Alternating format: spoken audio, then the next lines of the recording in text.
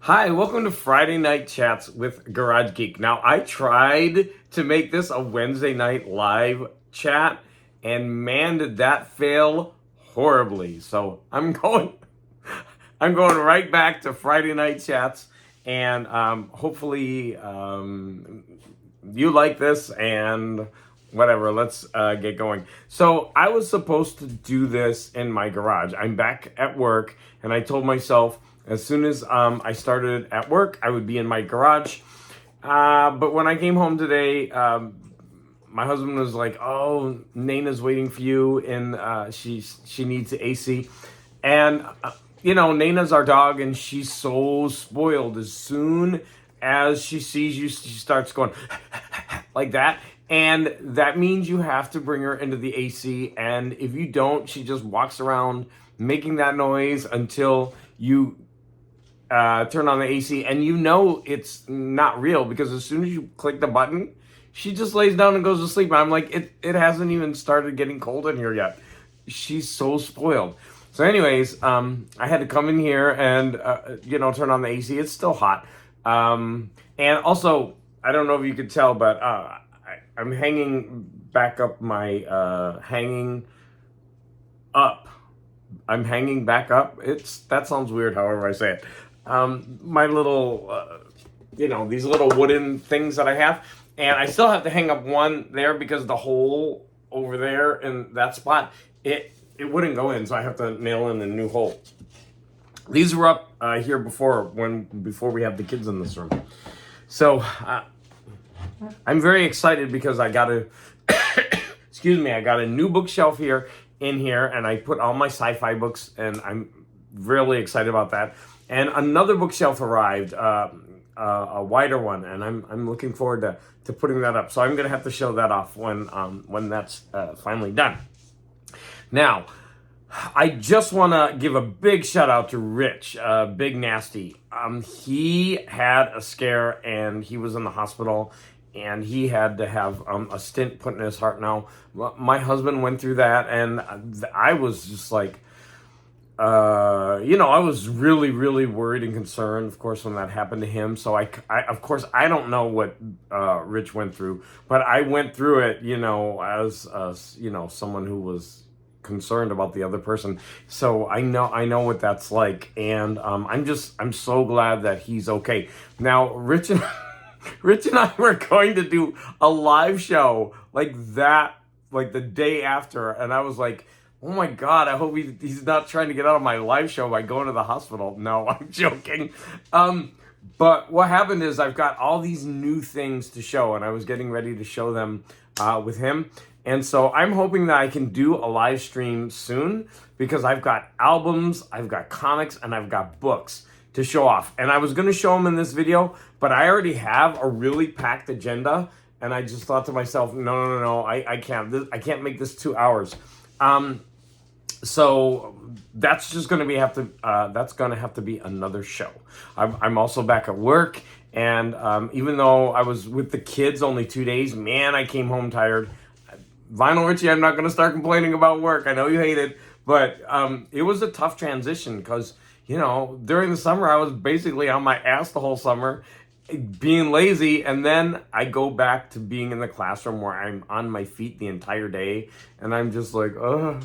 And then, dealing with the kids, and, they're great, but they've got so much energy, and I'm just this old man, and I'm just like, I don't know.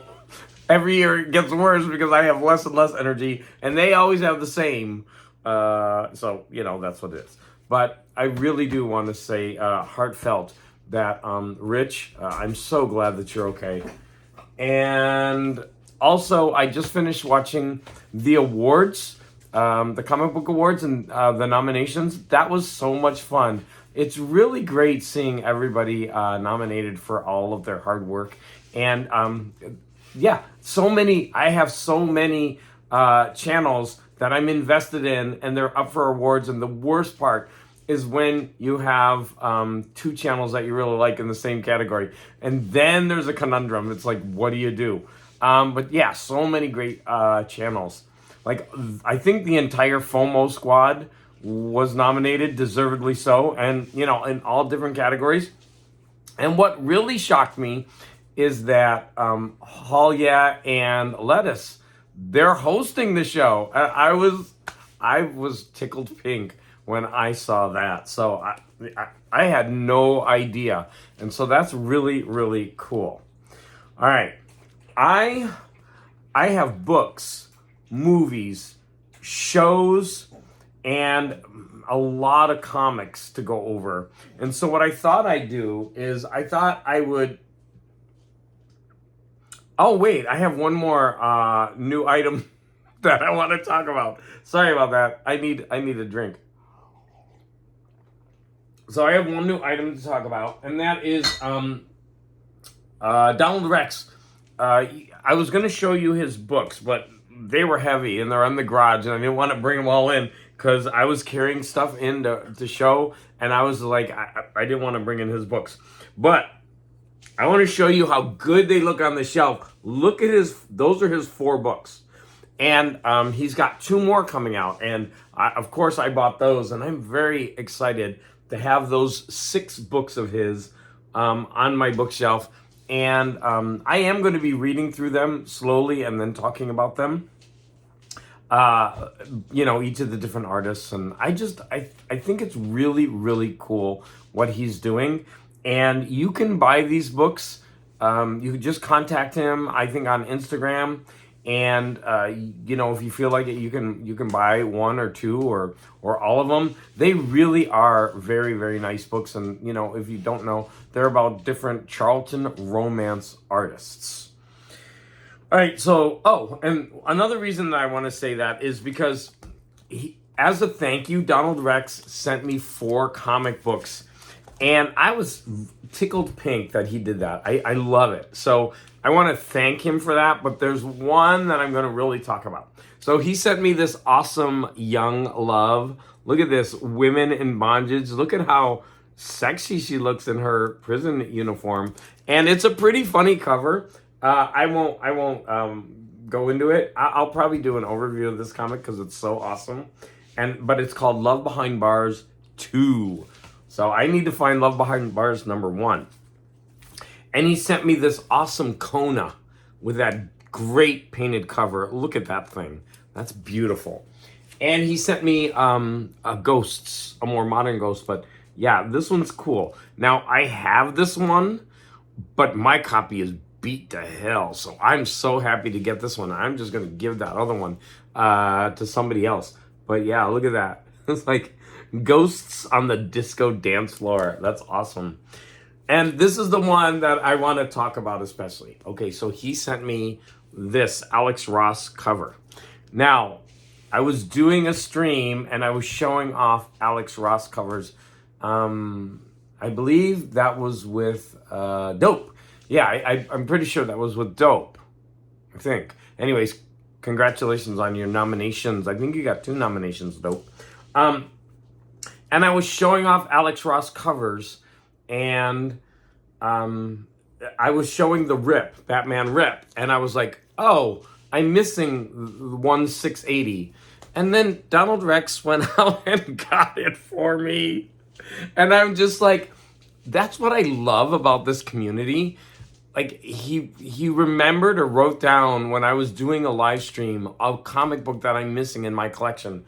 And that's one reason that I never say in my streams or in my videos which comics I want or I'm looking for. Because somebody out there will most likely go out and get it for me. And I love that about the community. I decided that after the Son of Crom, he sent me a comic that I was talking about. Oh, I love this comic as a kid. And then he went and bought it and sent it to me. He sent me 3 of them. And that was the vampire books. And it was so touching, but I decided there and then I'm never saying what comics I want. And that one just slipped out. And then someone sends it to you. It's one of the most amazing things about this community that they're so thoughtful, and they, I love when I see, somebody talking about a comic, and then I go to the store and I'm flipping through and I remember, oh, this person wants that, and so it's not a big deal. Buy it, and then next time you have a package, you send it to them. I love that about YouTube and the community. So I want to say thank you so much. It's really thoughtful. I mean, sending me these, I love painted covers. He knows that, and he's getting me really into these romance comics, but yeah, that is really attention to detail and really personalization, and I just, it's really touching when someone does something like that. So thank you, Donald Rex. So I've got so many comics to talk about. So what I thought I would do is I would talk about a comic and then talk about other things and then talk about a comic, because there's so many of them. I don't know if that's really going to work. Maybe not. Okay, you know what? Forget it. I thought I was going to do that, but it's going to be too much juggling, I think. I'm not a good juggler. So what am I going to do first? Let's talk about the movies I watched. And there's actually 6 movies. So I hope you can sit through that. Let's go ahead and grab some of the pictures. Now, the first movie I watched was Final Destination Bloodlines. And this is on HBO, and this one takes place in like a high rise, like a Space Needle type thing. And there's a restaurant and dance floor up there with like a glass floor. And wow, that was intense. This movie is so good if you like this series. If you don't like this series, just watch the beginning, because the disaster in the Space Needle is so awesome. It's brutal. Like, these movies have gotten so brutal. Like, it's so brutal and nasty, and it's everything you want in a gross horror movie. And then, of course, the rest of the movie is like going back and trying to trick death. It's the same formula.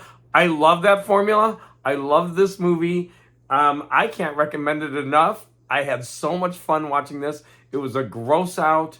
There's a callback to one of the original people in the movie, and also he was the star, I think, of Candyman, and so he's a lot older, and I think he also died right after this, and they gave an in memoriam to him at the very end of the movie, like I mentioned. Anyways, I loved it, but you gotta like this kind of horror movie. I mean, these things aren't for everyone, but if you really, really like these kind of movies, you gotta watch Final Destination Bloodlines. Oh, it looks like it says Odd Lines, but it's Bloodlines. And yeah, just it ups the ick factor. These murders are getting more and more brutal, and it's fun, but it's also disturbing. Like, there's this one scene with a finger that was so gross. I can't get it out of my mind. It's so gross. I really want to describe it to you. Okay, I'm gonna. So this woman has her wedding ring, and she's hanging from the tower, and the ring is caught, and it's the only thing holding her. And it slowly starts to come off with the skin of her fingers. It's so disgusting. Oh my God. I can't stop thinking about how gross that is. So sorry, it's just a little piece. It's a little spoiler.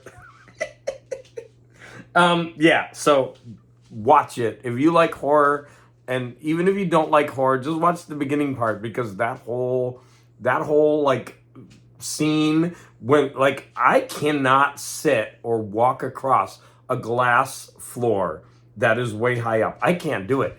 I can climb mountains. I can do any of that. Like, when I look over the side of the Hoover Dam when I was there, it freaks me out. But I don't have a problem with heights. There's something weird about that. But man, glass floors freak me out. I can't walk on them. I can't. And so the whole scene where they're all dancing on top of that glass floor was just freaky to me. Okay, that's, I guess, one of the foibles of Garage Geek. Maybe that's TMI. Okay, the next movie I watched was on HBO. Now, my friend wrote to me. She's like, "Oh, did you watch The Brutalist?" And I was like, "Oh, I've had it on my list for a while." So I went ahead and I watched it. And to be honest, The Brutalist, I did not know what I was getting into. I thought it was a gangster movie. This movie is crazy good, but you have to like epics that tell a long, like it's going to be difficult if you are someone who loves action movies. But if you don't mind these kind of epic movies that take their time and that are detailed and there's like character building, man, did I love this movie, The Brutalist. Now, if you're not familiar with it, brutalism is a style of architecture and art. And I knew that, but for some reason I didn't connect that with the title. I thought it was about a gangster, The Brutalist. And I really, don't want to spoil this, but it's there's a lot to this. And I'm not going to say it's a perfect movie because my friend and I were talking about some of the weaknesses of the movie. But those weaknesses are like nothing. This is such a powerful, powerful movie. And what I love about this movie is what's left out. So it's about a concentration camp survivor, but they never show any of that, which is very strange for a movie of this type, because normally that's such an important part of the narrative that they usually show flashbacks or something. No, but that information is so important at the end of the movie. And there's just a lot of things that are left out, but that are so important to the structure of the narrative that I found that really, really fascinating. This movie is also like 3 hours and 20 minutes, and I was so fascinated. I thought I was going to have to watch it over 2 nights. I stayed up so late watching this movie and finishing it. I loved it. So yeah, The Brutalist. Now, the next movie I watched was just because I was like surfing and I saw it. It was really late and I wanted to watch one more movie before I was going to sleep. And I just put it on. And it was called Double Blind. If you fall asleep, you die. I was intrigued by that. And this is kind of a low budget movie. And I did enjoy it. It was about these people who go into a facility to test a drug, and the drug ends up being so powerful that if it keeps them vamped and wired, and they stay awake for days. But then they're about ready to crash, and one of them does. And that person like dies this horrible death, like blood coming out of all the bones cracking, and it's just a really horrible. And they witness this, and they put the whole place on lockdown. They can't get out. They know they can't fall asleep. And I thought it was really important to say that because I had a kind of idea about what this movie would be from the title, and it wasn't like that. If you fall asleep, you die, like kind of a Freddy Krueger thing, but it wasn't like that at all. It was their bodies reacting to this medicine that had been keeping them wired and awake and finally crashing. So it's very low budget. The ending is kind of, but for a low budget movie that I just picked in the middle of the night, I enjoyed this, and I would recommend it. The next movie that I watched was The Juror #2. Let me find the picture for that one. Where is it? Oh, this one. So, Juror #2. Now, this movie had a really, really good cast. And this is the main character in the movie. It also had one of my favorite actresses, and on the spot right now, I can't remember her name, but I love her. She was in Muriel's Wedding and Secret Sense. No, The Sixth Sense, and I know you know her, but she was also in that amazing horror movie that I can't remember. It was like one of my favorite horror movies, probably one of my favorite of all time. And why is the name escaping me? God, I love that movie. It was creepy as all hell, and she was the mother in that movie. But anyways, juror number 2, I liked it. It was solid. It was well acted. It's a moral conundrum. There were just too many coincidences in the movie for me, and this guy is so racked with guilt. He goes out of his way to make it so easy to try to pin him for what's going on. So I don't want to spoil it. I'm trying not to give away the ending, but this guy is like too wishy-washy for my taste. But he's a juror, and as he's watching the trial unfold, he thinks that he may have committed the crime without knowing it. And it's like he's got a family, a newborn on the way, or has just arrived, and he's trying to decide what is the right thing to do. And the whole movie itself is fascinating. I love a moral conundrum like that. But just all of the coincidences and all of that. And then at the end of the movie, I realized that it was a Clint Eastwood movie. And I was like, yes, I love the fact that he is still putting out movies. Good for him. I hope that he has another couple movies in him, because he is such an amazing person. And I want more from him. As I don't want to say before he dies, because that's horrible, but I have to say before he dies, I want as much from him as we can get, because I don't know if genius is the right word, but he's someone that's so interesting, and he has, I think, a lot to say. And even as in his advanced age, he's still putting out these amazing ideas.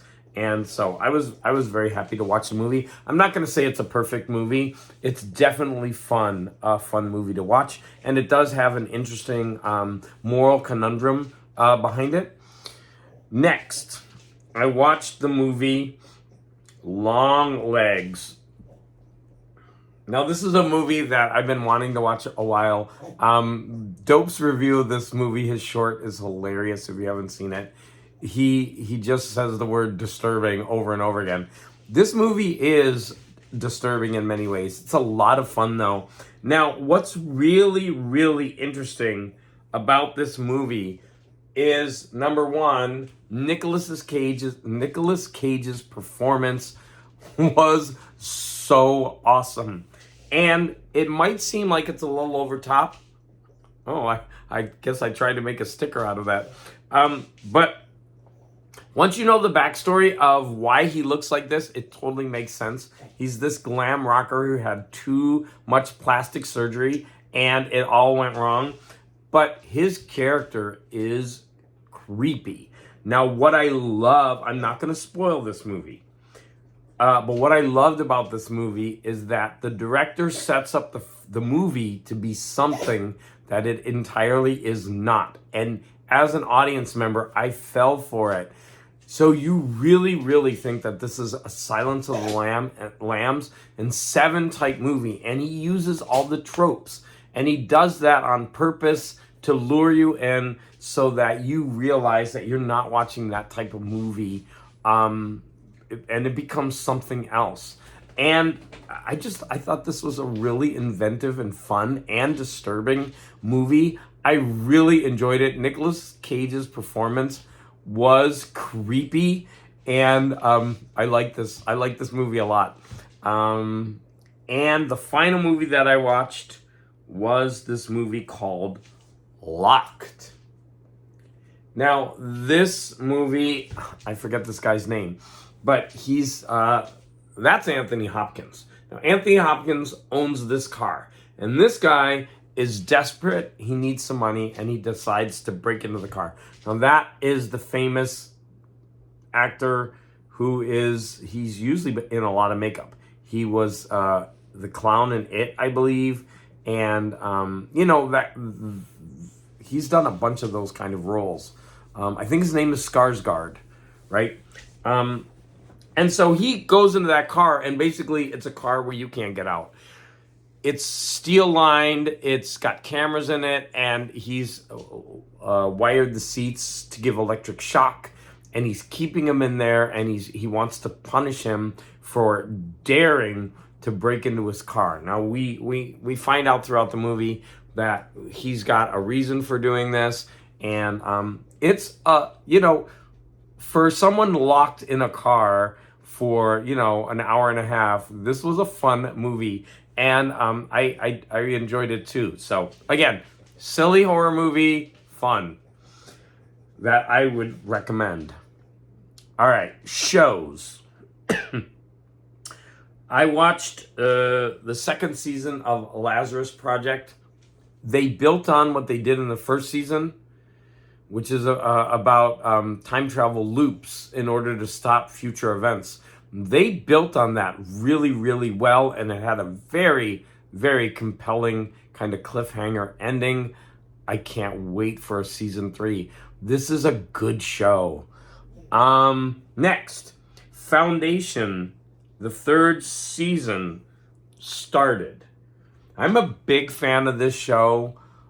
It did start kind of slow, but in a way it's extremely fascinating because it's gone into the future, and this character is present throughout time, and I'm not going to say why, but it's really interesting to see how this character and I guess I'll just say his family. If you know the show, you know it, but how they've changed, they're so very different from the second season.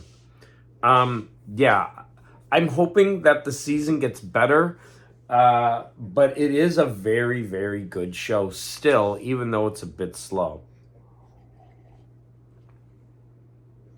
Next, I saw my daughter. She actually wanted me to watch Juror 2, and she also told me to watch Blackbird. And so Blackbird is also on Apple TV along with Foundation. And so Blackbird, I'm only 3 or 4 episodes in, and it's very compelling. I have a couple of problems with the lead, but otherwise, this is a compelling story of a man who is very charismatic, and he's put into jail. I think it's based on true events. He is put in jail, and he gets 10 years. And they go to him and they say, look, there's a serial killer, and we need to prove that he's a serial killer. We need you to find where he's buried his victims. And if you can do that, we will commute your sentence. Is that the right term? Yeah. And he's got to gain his trust. It's a really interesting show and a pretty cool idea. And like I said, I'm only about halfway through it so far, and I'm digging it. I'm going to be watching more of that this weekend. And the final show that I started was, I had to watch this, Alien Earth. The first 2 episodes are out, and man, were they good. There is a cinema quality to this show. It blows my mind how good the special effects are in this show. They also introduce some new types of characters that kind of give the show its own direction.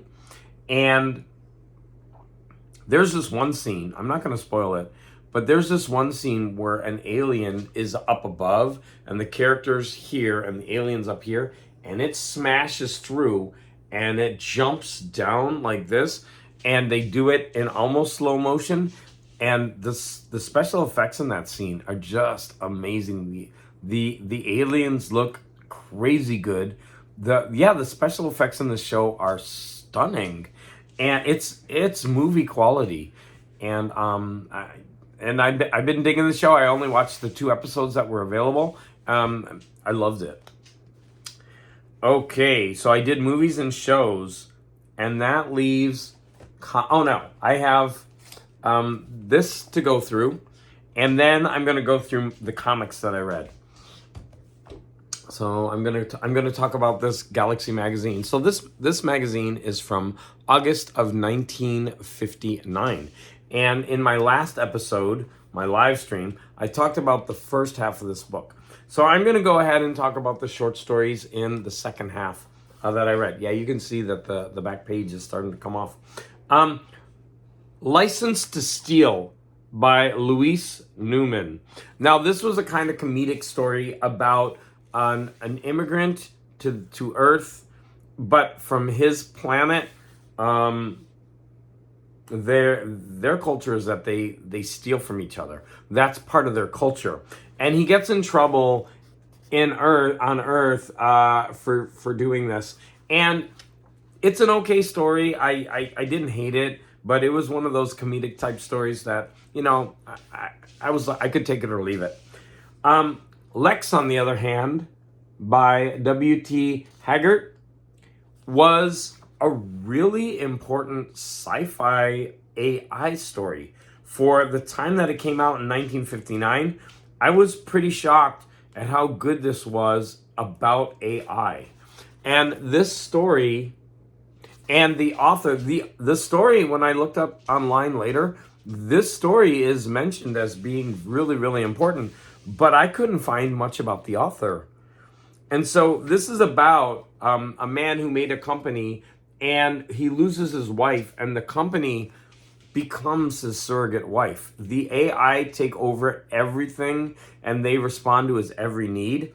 And then basically the story is told from the point of view of a man who's coming to interview to take over for the head of the company.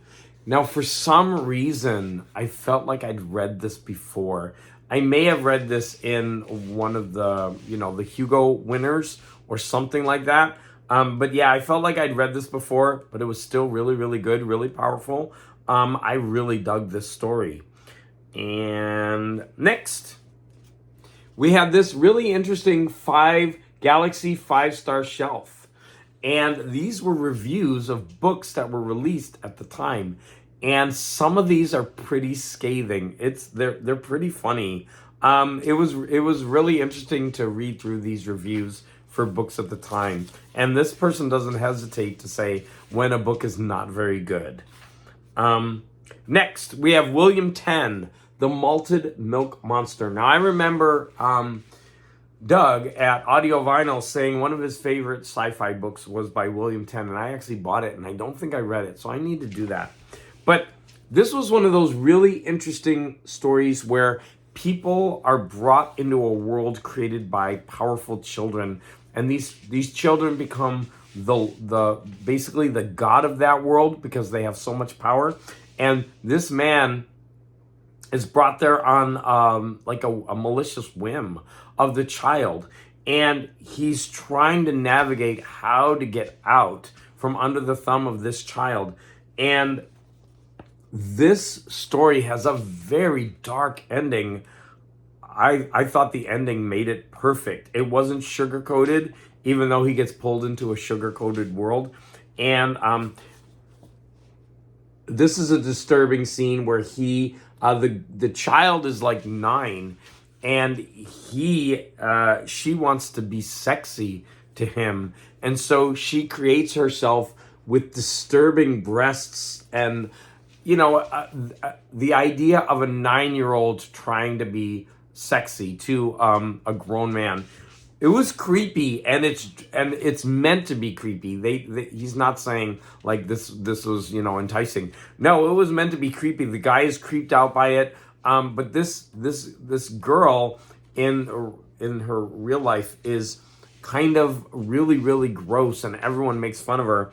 And that's why she creates this world and lords it over. There are very similar stories and shows like from Twilight Zone, but this was a really, really cool story. And like I said, that ending was so dark.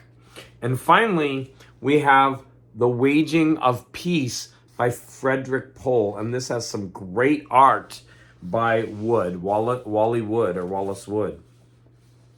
And this story, I read 5 pages of it and I put it down. I usually don't do that, but I was so like turned off and bored. It was meant to be funny, sarcastic, and I didn't want to waste my time. And I know that's not a really good thing to do with an author. You should probably stick through, but I just wasn't enjoying it at all. And so I stopped reading it, and I wrote to Sleepy. I'm like, man, I hope it's just this story, because I have a bunch of poll books that I have to read. And he was like, no, he has a widely divergent style. And I was like, who? Because that, I think that was the first one I read by him, and I just, yeah, for me to put it down and not want to finish it, I was just like, no, yeah, I didn't want to do it. All right. So now we're going to come to the comics that I did. Now, I read a lot of comics online because I'm trying to save money. And I'm going back, I'm getting some of the really important ones that I never bought, but I'm also getting some modern ones that I need to read. And so the first one, there's going to be a problem though, because I would read a couple issues each night of each one, and I would take pictures to show. So that means they're all mixed up. And so I'm gonna start with one that's in the Geiger Redcoat world. And that one is called Blizzard. And the reason I'm showing that is because that's the one I finished first. Now, let's see if I can find some pictures of it. Sorry. So what is Blizzard about? Blizzard is in the world of like I said,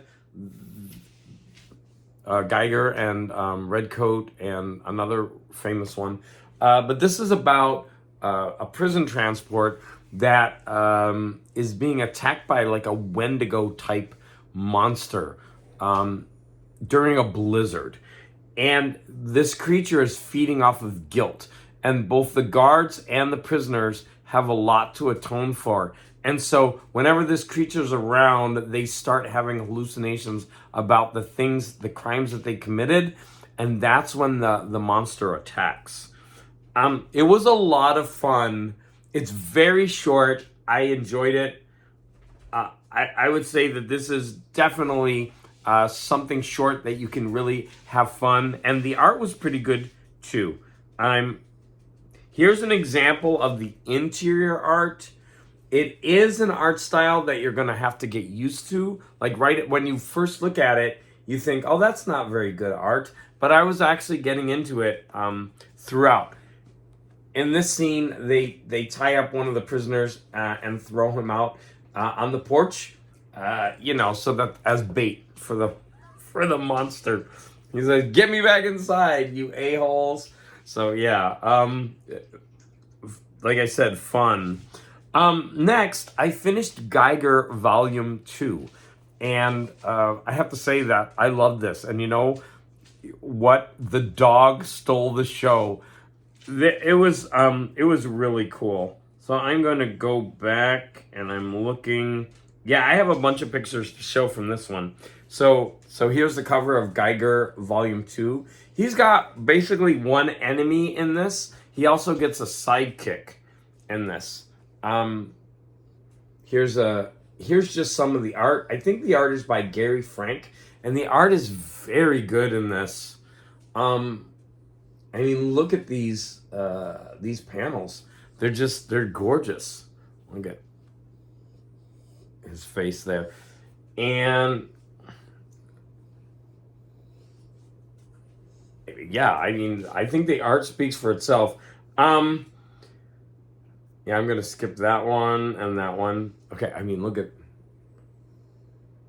even the background, the art of that. It's so cool.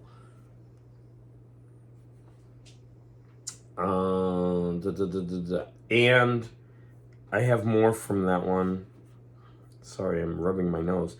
So I don't know. I think this art is really cool.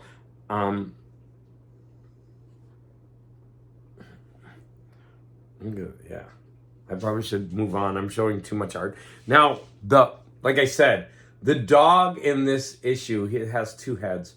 He stole the show. Like, I loved the issues about the dog and the dog's origin. Okay, let's go back. Now, the next one that I read was Helen of Windhorn, and that was based on Larry's library recommendation.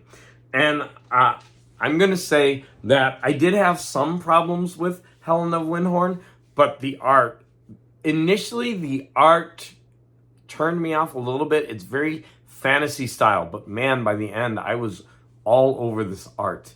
I think there's a lot left out in this story, and it leaves too many gaps that the reader wants filled in. And yeah, there's so many elements to the story that maybe they need a Helen of Windhorn -- 2.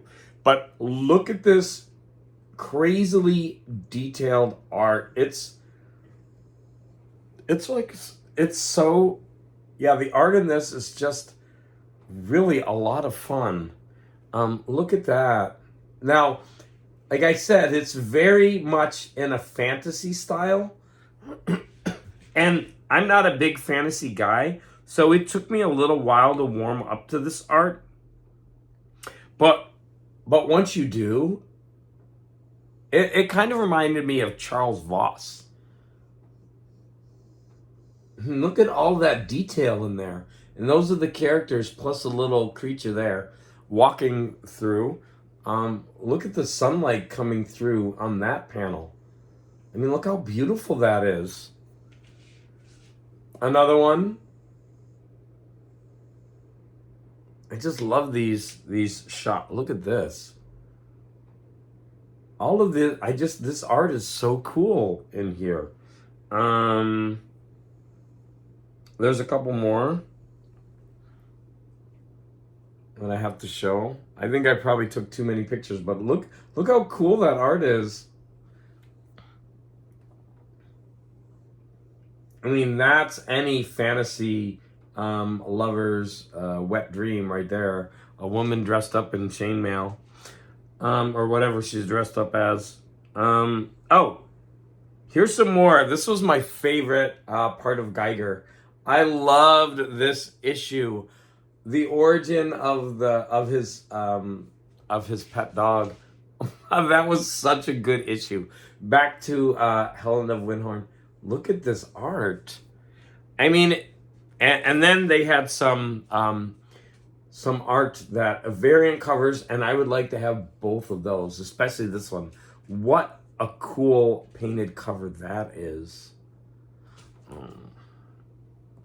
Okay. Oh, you know what? I didn't write down Junkyard Joe, but I actually read Junkyard Joe, and that's also from the world of Geiger, and it's about a robot. Oh, wait. No, I can't talk about Junkyard Joe because I didn't finish it. That's why I didn't write it down. Forget I mentioned Junkyard Joe. And then the next one I read, unfortunately, I didn't enjoy. It's not horrible, but the art in it is just so bad that it really turned me off. And that's Bitch Planet Volume 2. Now, the first thing they do is they give you a warning when you open up the comic that this is about sexual assault and that it's a flashback issue. And don't worry, we're not going to talk about this in any other issue. It's just weird to do that. And it wasn't even that bad. Now, of course, there's just a hint that somebody wants to do sexual assault. It never happens. Or if it did, I missed it. And then someone gets, takes horrible revenge. I don't know, maybe I read it too fast and I missed the sexual assault. It was just the art was so bad in this comic. I'm going to show you an example. I mean, look, that's a man. I mean, look at the art. It's not good at all. And I was disappointed because I really enjoy like that. You start off with something like that, and then you get, that art that I just showed you. It was really pretty sad. Now, I still enjoy their splash pages where they do that, and, they give you a background. But otherwise, yeah, the bad art was really taking me out of the story of this comic. So I don't know if anybody else had that experience, but I didn't enjoy the second volume of Bitch Planet. I think it really took a dive in quality. I've got two more. The first one is Hellboy. I started reading Hellboy, and I'm doing it in order. My dog wants me to pet him. He's over here. Okay, baby. So with Hellboy, I'm almost finished with the first omnibus. I read 1, 2, 3, 4 of the 5. And so I still have to read this one. But I thought I would talk about it because it's stunning. I love the art in Hellboy, of course, Mike Mignola. And as Sleepy pointed out to me, it was actually written, a lot of it was written by John Byrne, so it's maybe it's more wordy than it needs to be, but I was still really, really enjoying it. And so I'll just show, like, this is Seed of Destruction. I'm sure you're all familiar with Hellboy. Just some cracking good art. I mean, and it's quirky. It's so different. And that's what makes it so much fun. And this is the first appearance of Hellboy. And of course, I know that from the movie, right? But it's so cool to see it in the comic. Even when it's a plain background like that, like the colors really pop in this.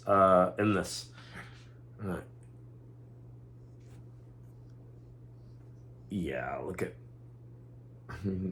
this. It's just the art is so good in this. Like, wow. It's like the colors, everything about this is just so cool. I keep just showing panel after panel. Look at that. I think I zoomed in too far on this one. It got blurry. But I thought that was really, really cool. All right. Oh no, I have so much more to show. I better do this fast. Look at that. These panels. Like, look, this is so crazy good. He really is good at setting up a mood with his art, and with the darks that you have and the drawing, the detail. Look at this. I just took a picture of that. I mean, cropped it because I thought that was so cool. All right. Maybe I'm showing too much, but I'm gonna have to show more. Where is it? Oh no, that might be it. Okay, that was everything.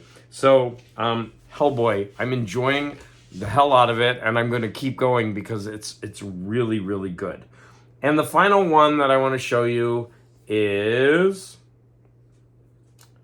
oh, I didn't show you this picture. I actually took this off the TV screen from Alien Earth. You know how in Alien they make the letters, and here is a spaceship, and I thought that was so beautiful that I took a picture of it. A lot of great, beautiful scenes in that movie. So the last one I'm going to talk about is I've read a couple more of comics of Dr. Solar, and I'm enjoying it. It's a lot of fun. I was making small videos where I talk about issues and I go through it. I think I'm going to stop doing that because I don't think that I'm doing them very well, and they're not getting any views anyway. So I think I need to rethink what I'm doing. But what's important about what I read is in issue 4, Dr. Solar decides that it's time for him to have a costume to protect his identity.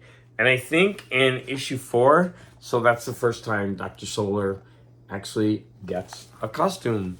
And, it's kind of fun. I'm not going to say I would like to hunt down that issue because I don't want anyone to buy it for me. So retract that. I'm not saying it. I want to show it's called in the second part, The New Man of the Atom. And his hair turns white and he's got to get a new costume. He actually designs it. And here it is. That's his first appearance as, Dr. Solar with the costume.